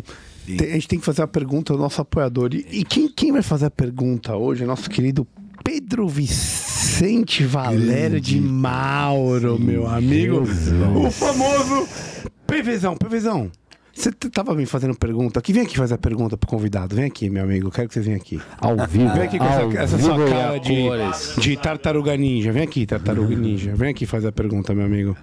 Quer que eu vá nesse aqui ou não? Vamos qualquer um. Qual que você vai? Eu quero vir aqui nesse aqui. Você que manda. Tô aqui, ó. Vai lá. Bota essa cara feia. Eu queria fazer uma pergunta pra você, porque falam que a cerveja tá muito relacionada com a água também, né? Provavelmente você não usa a água da Sabesp. Genial, boa. De onde vem tua água? Você compra de caminhão-pipa, mas você também não deve comprar um monte de galão de 5 litros da Bonafonte, por exemplo. Muito bom. Essa é a minha pergunta. Tá, boa pergunta. Excelente pergunta. E aquela lenda da Antártica com a água de Agudos. Água de Agudos. Verdade. Eu vou ter que quebrar teu encanto. A gente usa a água da Sabesp. Puta que pariu. Uau! Mas vamos lá. Vamos pra quebrar a lenda. Tá. Atualmente você corrige a água. O que você quer dizer com isso? Vamos lá. O que é corrigir a água? Você tira uma amostra da água, chegando da Sabesp. Você manda para uma análise e vai sair lá o exame de sangue da água. Tem tanto de cloreto, tanto de sulfato, tanto de cálcio, tanto, sei lá o exame. Deve ter que botar um filtro para coliformes fecais, né? É. Mas Aí- é mais barato do que você comprar, por exemplo, uma água top. É possível, a sem tecnologia dúvida. deve ter Não, avançado. mas falando da Brahma de Agudos, Sim, sim. ou Boa. a Brahma de Agudos sempre foi conhecida como... No passado, você usava a água como tal ela tinha na região. Então você tinha as diferentes águas cada região tem a sua água. Tem uma água que é mais dura, uma água que é mais mole, uma água com mais cloreto, uma outra com mais sulfato. E aí tinha essa diferença realmente de falar, poxa, a cerveja que foi produzida em tal planta tem tal característica. A água tem a sua assinatura. Com a evolução, você faz esse exame da água, ou você faz o laudo da água. Depois que ela entra na fábrica, ela passa por um filtro declorador e um filtro de carvão e tudo mais. Já faz o primeiro tratamento para tirar cloro e tirar outras coisas. E, uma vez que você sabe qual o perfil dela, inclusive cada cerveja, cada estilo tem seu tipo de água. Se eu quero estimular nessa cerveja, eu quero mostrar na cerveja o perfil lupulado, é uma água.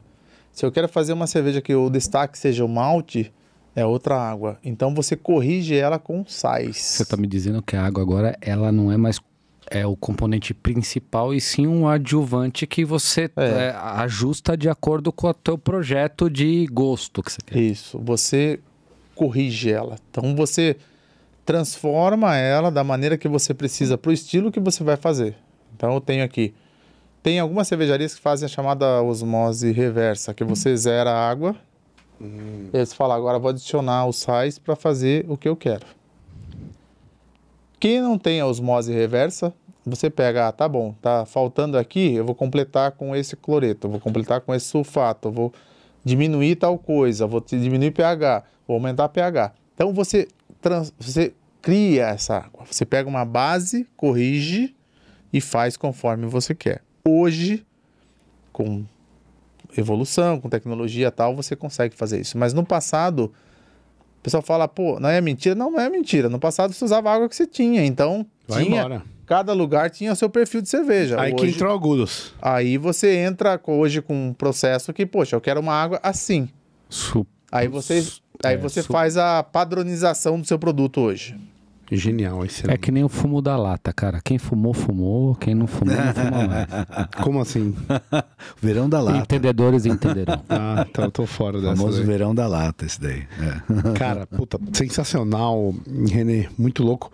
A gente tem uma questão finalzinha que a gente tem que resolver, não é verdade? Chama Esse é o grande desafio da vida. pitch do livro. Pitch do livro. Vamos ver.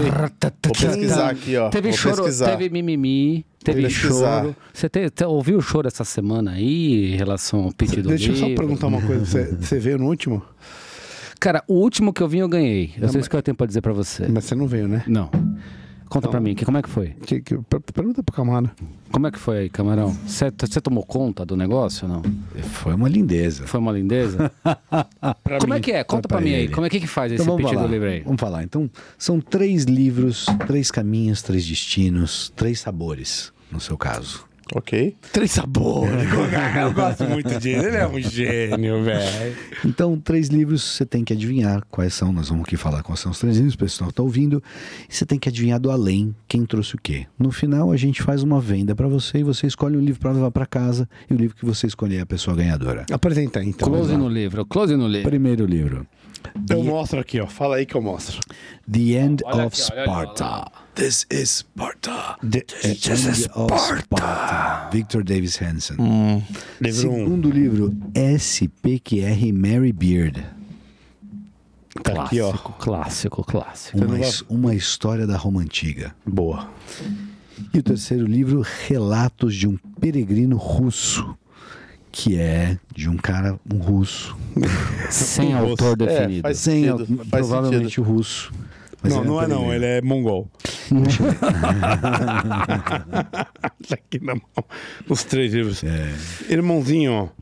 Quem você acha aí, baseado em nada, né? Porque foi imaginar, que trouxe qual livro desse? Vamos ver qual que é a tua relação com o esotérico. Mary Bird. Ajudei. Beard. Bird. Camarão. Opa. Camarão. Sempre ele. É, sempre ele. End of Sparta. Você. Aí. Sempre eu. Peregrino russo. Os T. Ok. Caio ficou com o Peregrino Russo, eu fiquei com o Esparta e o Camarão ficou com a Mary Bird. A notícia é o seguinte: 33%. Tá bom. Errou aqui, ó. Errou aqui, ó. Tá na média, tá na média. Foi bem. Foi bem. Não, tá bom. Normalmente é zero. Normalmente Mesmo é porque a zero, mãe máximo na- é 33%. Um minuto, então, já que ele acertou o teu, começa você, Caião. Então, cara. Um minutinho, hein? Ó, calma. Eu só quero ser. Opa, até caiu o livro, viu? Porque é sério o negócio. O Camarão tá de prova aqui, ó. Você ultrapassa do tempo. Já tá chorando antes, né? Você vê, né? Você ultrapassa. Então, Isso aí a gente chama de medo. Cagaço de perder, de novo. Isso a gente chama de provocação antes do jogo, pra ele entrar tenso. Vai lá. Então, cara, nós estamos falando aqui, primeiro, né, de uma grande quantidade de sabedoria em 120 páginas com prefácio. Tá? Então, esse é o primeiro ponto. Segundo ponto como é que você vive largando tudo e vivendo a vida cada dia ao som do que acontecer para você. Tá, então assim, como é que você vive, como é que o que tem sentido na sua vida quando você larga tudo? É uma história real de um peregrino russo que andou até o norte em busca de uma autenticidade própria. Né? Então, é uma verdade, é um relato verdadeiro, constituído como uma tradição e uma consolidação de toda a tradição cristã existente na Rússia. Esse cara, ele reflete para nós como é que era a realidade de uma pessoa mais próximo da gente, com essa pegada cristã, de entendimento de vida, como é que era esse cara viver na Rússia sem nada. Esse é meu pitch. Bom, passa um pouco do tempo, mas foi muito bom. E caiu de novo o livro, só porque eu falei de Isso você. chama-se... então isso aí é medo. Tá nervoso, já tá pressentindo a perda. Então vou eu. Então é o seguinte, beleza, legal, bacana, os russos, não tem nada a ver com cerveja. Nada a ver com cerveja, mas vamos lá. Essa inglesa, Mary Beard. Como que é? Beard. Beard. Ela é uma estudiosa, eu diria que uma especialista no romano. Por que eu trouxe esse livro para você? Porque assim, você é o cara da cerveja. Você é o cara que entende cerveja. Você é o cara que construiu uma parte da sua vida baseada na cerveja. Sim. E esses caras, o Império Romano, foram um dos maiores influentes que levaram a nossa sociedade atual a entender pilares da vida. E você começou nossa conversa com pilares. Quando eu perguntei da vida boa, era pilares. Uhum. E muitos pilares estão aqui. Então esse livro, ele conta toda a história romana. Desde Rômulo e Remo, passando pela República, Império e o fim, a queda do Império Romano do Ocidente, 476 ou 96, camarada? 76. 476, Cerveja que é bom não tem nada. depois de Cristo. Não. Mas qual que é o negócio? Esses caras, eles não tomavam cerveja. Eles tomavam vinho. Ou seja, não tem cerveja. Não. Então Mas, não é pra você. calma aí, você falou à vontade. Os caras querem me derrubar. Eu tô te dando mais de um minuto. Mas esses caras, eles colocavam vinho à frente da cerveja. E esse livro, ele descreve como que era a vida das pessoas no cotidiano. Ele não fala só da história em si. Então eu trago ele para você ver uma outra visão de um outro produto diferente do seu. E você, como empreendedor, não tenho dúvida que você vai gostar disso. Esse é meu pitch. Sim. A história de Roma. Muito bom. Gostado. Apesar, né? Falou à vontade, 1 minuto e 38 segundos, eu anotei ó. aqui. E quis interferir no meio, mas tudo bem, tá valendo, tá apelando. Bom, que Roma acabou no mar de devassidão, ninguém tem dúvida. Então já abro falando que todo mundo pensa quando a gente vê This is Sparta, os 300, aquele pessoal maravilhoso. E ninguém para pra perguntar, mas legal, mas como é que eles perderam se eles eram tão fantásticos assim? Porque os caras eram foda mesmo. vários níveis. E esse autor, que é um classicista americano da primeira linha, ele é um conservador político, fala frequentemente sobre política e esporte em vários canais americanos, a maioria é Fox. Ele escreveu como é que foi o fim dessa história espartana, essa grande aventura espartana, que foi a polis mais longeva dos gregos, ou seja, o lugar com a maior estabilidade política pela maior quantidade de tempo. Tinham homens muito fortes defendendo aquele estado. E ele mostra como que Esparta acaba com a ascensão de um povo muito maltratado, que ninguém dava na menor atenção no norte da Grécia, chamado Tebanos. Eram os tebanos. E ele conta a história de Epaminondas. Enfim, por que eu quero contar isso? A gente vê toda a história de Esparta como uma coisa dos 300 de Esparta e a gente não sabe como acabou. Como é que você vai saber como acaba essa história? Lendo esse livro. Mas tá escrito ali, ó, a novela. Eu não gosto da Globo. Aí tem duas coisas. Eu não gosto da Globo, tem novela, com eu não cerveja tenho bebida, paciência pra novela, tem 400 eu não páginas em assisto inglês. novela, quanto mais ler novela. Você leria uma novela? Você não gosta nem de assistir, cara. Não, mas eu também não leria essa bosta aí também, não. Eu vou ser bem sincero. Você tá falando pra cara, mas eu também não leria essa bosta aí também. Peraí. Então vamos perguntar pra quem interessa. Vamos perguntar. Faça a pergunta, então. Nosso querido convidado. Depois dessa porra aí. porra toda aí, o que você vai levar pra casa pra ler e depois postar e dizer o que Quem você é o achou vencedor? Quem é o vencedor dessa grande Peleja. peleja? Isso aí. Eu vou levar o Mary... Mary? Beard. Muito obrigado, muito obrigado. Eu falei, cara, eu não sabia. Puta que pariu, essa caneta embora aqui, ó. Pega aqui, PV, já encheu o saco, falou um monte de merda. Pega essa caneta, eu quero nem saber. Eu tinha certeza hoje. E agora? Agora eu pergunto pra você. Eu pergunto não pra você. E agora? Mary? Não. Mary? Peraí. Mary? Camarão. Beard. Camarão, primeiro, Mary. Beard. Você já foi desclassificado alguma vez? Não, Eu ainda. também não. E preemptivamente nunca. jamais. Nunca. Talvez. É isso que eu tenho a dizer. Mas Então tá bom. isso quer dizer que você nunca ganhou? Quer dizer que ele ganhou algumas vezes. Poucas delas, poucas o único delas. Quem mais desclassificado. ganhou aqui, Camarão? Quem foi o único que caiu pra Série B aqui? Foi desclassificado sumariamente. Foi ele, tá subindo, é bom ele ganhar, que ele tem... Ajuda o cara que ele tava deprimido. Tá justo, eu entendo o Massageando o desespero. Eu entendo o desespero, eu entendo. Uma desclassificação, uns 4 sucessos. Eu entendo. Irmão, cara, obrigado primeiro por ter escolhido o livro. Brincadeira. Obrigado você ter vindo aqui, cara. Acho que a tua história de vida, tudo que você fez, de onde você começou na panelinha, pra um lugar que você tá vindo aí no breja pra fora do Brasil, é um puta exemplo. É tudo o que a gente quer dizer com isso aqui, né? O cara que saiu da caverna, tava trabalhando com logística e descobriu uma vida diferente. E é um puto exemplo, cara. Então a gente só tem que te agradecer de coração. Muito obrigado por ter vindo aí. E, cara, espero que você tenha gostado. Deixa o contato da Everbril pra galera que tá ouvindo a gente. Bom, eu que agradeço o espaço. Baita de um bate-papo. Peço desculpas se eu estendi demais, que eu falo um pouquinho bastante. Um pouquinho bastante é bom, né?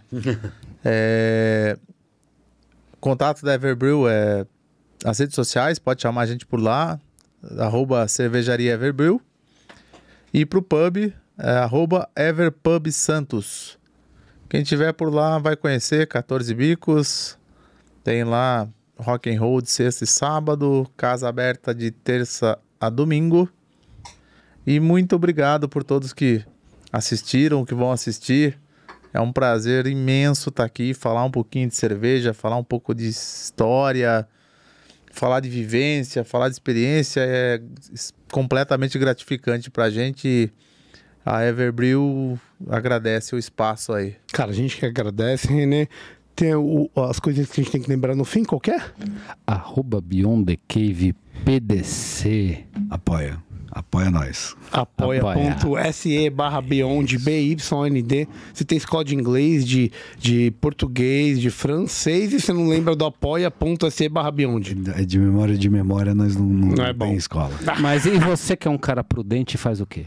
Opa. Cara, se eu fosse um cara prudente, eu entraria lá, fazia parte desse grupo, para fazer parte dessa família, que inclusive tem churrasco daqui a 2 semanas. Então fica a dica pra galera, tá bom? É isso aí. Alux é o nome da Ah, não, tem esse lado. Fala então você um pouquinho. Cara, que assim, mais de 15 anos no mercado, falando de investimentos, educando, ensinando e parceiro, né, velho? Os caras são foda. Né? Fala Como com é quem que é? lá? Você fala com quem lá, Caio? Camarão, fala aí. Ronaldo Bela, por Ou Alexandre Sandoval. favor. No e-mail, Alux, com 2 L's e X, investimentos.com. Vá que é coisa fina. Vou te falar que eu tô lá recomenda. e agradeço de coração Isso aí. quem O apoio. contatá-lo, certo? Fechou? Fechou? Fechado. É isso? É isso. Boa noite. Valeu. Boa noite, galera. Boa noite a todos aí. Valeu. Vai, Corinthians.